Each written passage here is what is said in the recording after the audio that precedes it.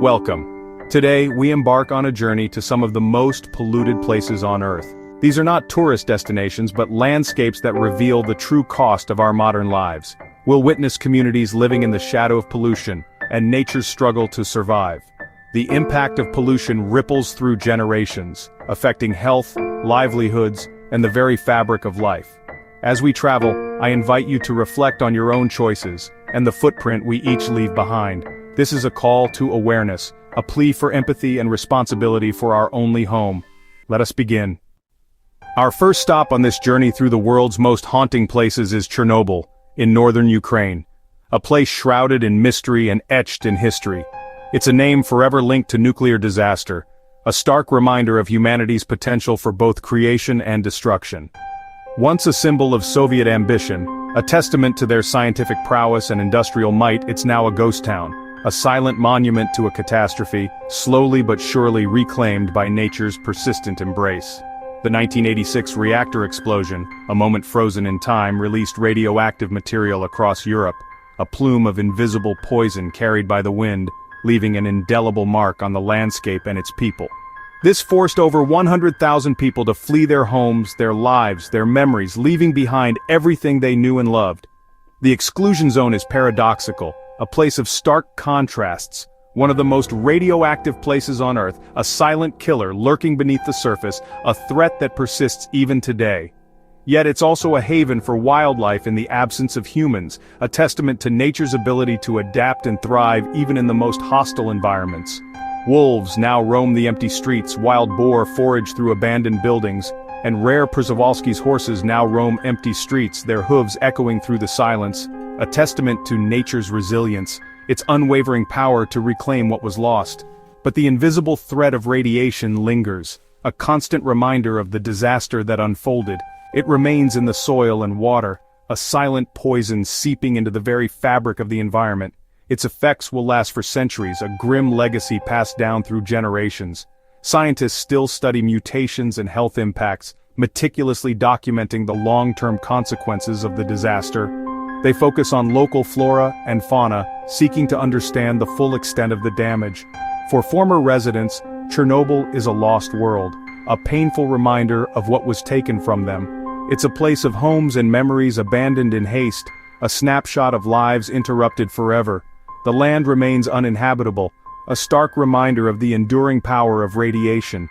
It's a wound that will not heal for generations, a constant reminder of the fragility of our environment.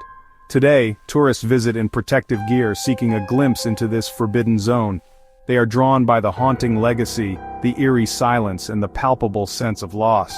The Geiger counter's clicks, a sound that permeates the air, are a constant reminder of the unseen danger, the invisible force that continues to shape this landscape.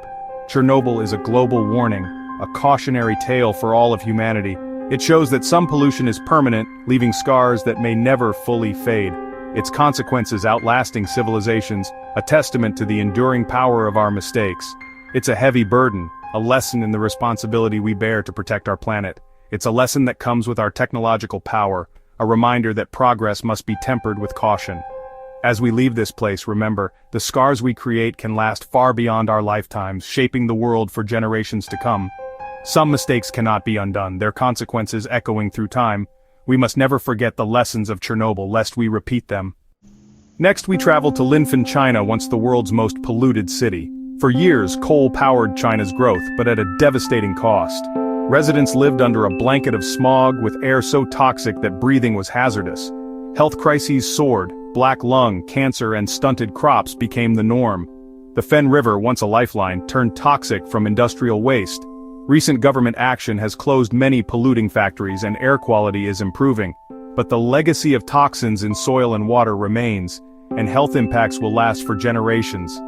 Linfen's story is a stark warning about the price of unchecked industrialization.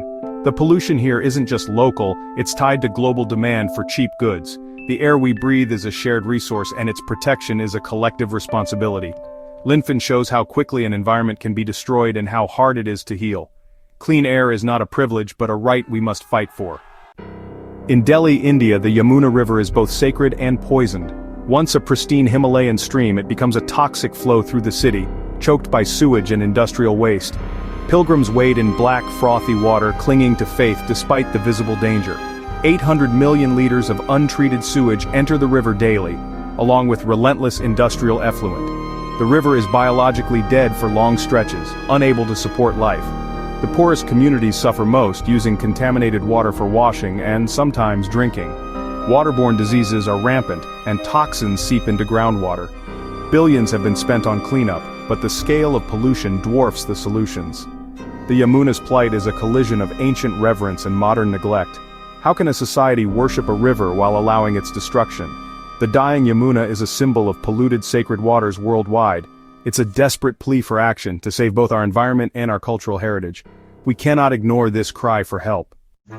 In Agbogbloshie, Ghana, a sprawling landscape of discarded technology, the world's e-waste comes to die, a final resting place for our obsolete gadgets. It's a place where the digital revolution casts a long, dark shadow. Mountains of broken electronics rise from the earth, are burned for scrap in crude and dangerous conditions, releasing toxic fumes into the air and soil, poisoning the environment and the people who live here. The acrid smell hangs heavy, a constant reminder of the dangers present. Young men and children with no protection work tirelessly, inhale lead, mercury, and dioxins daily, unknowingly sacrificing their health for a meager income. The nearby lagoon, once a source of life, is now one of Africa's most polluted waters, and the soil is saturated with heavy metals, rendering it barren and unusable. The land itself is sick. This is the hidden cost of our digital age, a dark side rarely seen or acknowledged. Discarded gadgets from the global north are poisoning the global south, creating an environmental injustice on a massive scale. Much of this waste arrives under the guise of donations, a deceptive label that masks the true nature of the cargo, but is in reality broken beyond repair, obsolete technology dumped on unsuspecting communities.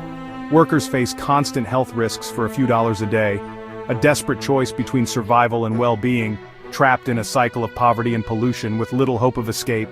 Some organizations are introducing safer recycling methods, offering a glimmer of hope amidst the devastation, and education, providing training and awareness to create a more sustainable future. But the scale of the problem is immense, a daunting challenge that requires global cooperation. Agbogbloshie is a stark reminder, a visual testament to the consequences of unchecked consumption. When we throw something away, it doesn't disappear, it simply moves to another place, another community. It becomes someone else's burden, a burden often carried by those least equipped to handle it. Our convenience comes at a terrible price for others, a price measured in health, environmental degradation, and lost opportunities. The digital graveyard forces us to confront the true cost of our consumption, to acknowledge the impact of our choices. We must rethink how we use and discard technology, embracing a more responsible and sustainable approach. The solution starts with us, with our individual actions and collective responsibility. The world is watching, and the time for action is now. Deep in the Siberian Arctic, a region known for its vast, untouched landscapes, lies Norilsk, Russia. It's a city shrouded in a perpetual haze, a stark contrast to the pristine wilderness that surrounds it, one of the world's most polluted cities. The air itself hangs heavy with the stench of industry. Built on the promise of abundant resources, specifically mining and metallurgy, Norilsk's factories relentlessly pump millions of tons of sulfur dioxide, a toxic byproduct of its industrial processes, into the air each year, creating a suffocating blanket that smothers the surrounding environment. The scale of the pollution is almost unimaginable. Acid rain, a direct consequence of this atmospheric contamination, has relentlessly killed the tundra for miles around, leaving a wasteland of blackened stumps, a grim testament to environmental devastation and poisoned soil, rendering the land infertile and lifeless. Residents, the people who call this place home, face alarmingly high rates of respiratory disease, cancer, and other ailments, resulting in a life expectancy a decade shorter than the Russian average. The city's geographical isolation, coupled with the lack of economic opportunities elsewhere, traps generations in a toxic environment, perpetuating a cycle of hardship. The dream of a better life remains elusive, with few realistic options to leave this contaminated landscape. Industrial accidents such as the catastrophic 2020 diesel spill that turned rivers crimson red further devastate the already fragile Arctic ecosystem, leaving scars that may never fully heal. The accelerating effects of climate change, particularly the melting permafrost, threaten to release even more stored pollutants and destabilize infrastructure, worsening the crisis. Despite some limited progress in modernizing facilities and implementing environmental regulations, the scale of the damage is immense, a legacy of decades of neglect, and will take centuries, if not longer, to fully heal. Norilsk stands as a chilling example, a stark warning, of the devastating consequences of unchecked industrial ambition pursued without regard for a fragile environment and the well-being of its inhabitants. The metals that power our modern lives, the components in our electronics, the materials that build our cars, come at a hidden human and ecological cost, a price often obscured from the consumers who benefit from them. The true price, the real burden of this industrial machine, is disproportionately paid by communities far from our sight, often in remote and vulnerable regions. We, as global citizens, must demand accountability from corporations and governments, and actively push for systemic change towards sustainable practices. The Arctic, a vital regulator of our planet's climate, simply cannot endure much more of this relentless assault. In Kabwe, Zambia, a century of lead mining has left a toxic legacy. Lead-laden dust contaminates homes, schools, and playgrounds, poisoning generations of children. Blood lead levels here are among the highest in the world, causing irreversible brain damage and lost potential. Poverty forces families to scavenge for scrap metal, bringing toxins into their homes. Cleanup efforts are slow, and the massive waste piles remain a constant threat. The mine's profits came at the expense of the community's health and future. When the mine closed, it left behind an environmental disaster and a public health crisis. Kabwe is a story of environmental injustice, where the vulnerable pay the price for industrial neglect. The right to a safe environment has been violated. The legacy of pollution can last for generations, inflicting a quiet, devastating toll. We must not look away. Justice demands action. Far from land, in the North Pacific, Gyre floats the Great Pacific Garbage Patch, a swirling soup of plastic debris.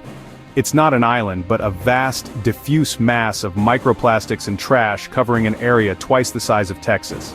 Every year, 8 million tons of plastic enter our oceans, accumulating in these gyres. Marine life suffers. Turtles eat plastic bags, birds feed fragments to their chicks, and whales become entangled in ghost nets. Microplastics enter the food chain, eventually reaching our own plates. Cleaning the patch is nearly impossible. The real solution is stopping plastic at its source. The patch is a symbol of our throwaway culture, a global problem demanding a global solution. The convenience of plastic has come at a terrible price. The ocean's health is our health. This is not a distant problem, it's our collective responsibility. The Great Pacific Garbage Patch is a message from the planet. We must change how we use and dispose of plastic. The time to act is now. We've witnessed the scars of pollution and the resilience of those who endure them. These stories are the hidden cost of our modern world. Change begins with small actions, refusing plastic, consuming less, demanding accountability. Every choice matters. The future is unwritten, shaped by what we do today. Thank you for joining this journey. Let's move forward with purpose and a shared commitment to protect our only home. Together, we can heal the planet.